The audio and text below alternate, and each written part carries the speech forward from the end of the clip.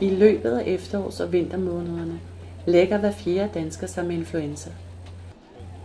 Influenza smitter via små virusdråber, der kan overføres gennem luften. Men vi kan også blive smittet ved, at vi rører ved noget, som en person med influenzavirus på hænderne har rørt ved.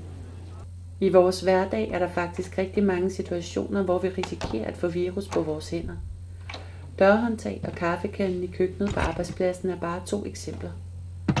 Hvis vi efterfølgende rører ved mad, vi putter i munden, eller klør os i næsen eller i øjet, kan vi overføre influenzavirus til os selv. I hverdagen er håndvask det mest effektive våben mod virus, så ved at vaske hænder ofte, kan vi undgå at smitte os selv og andre. Her kan du se, hvordan du vasker hænderne, så de bliver helt rene. Gør hænderne våde og fordel sæben på begge hænder. Vask håndryg og mellemrum mellem fingrene på begge hænder. Vask håndfladerne med let flettede fingre. Vask fingerspidserne på begge hænder.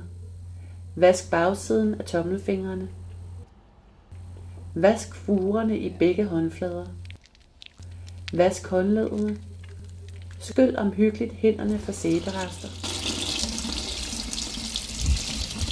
Hvis du vil forebygge at blive smittet eller smitte andre med virus, så vask hænder, hvis du har nyst i hænderne eller pudset næse, når du kommer hjem, før du begynder at lave mad, før du spiser.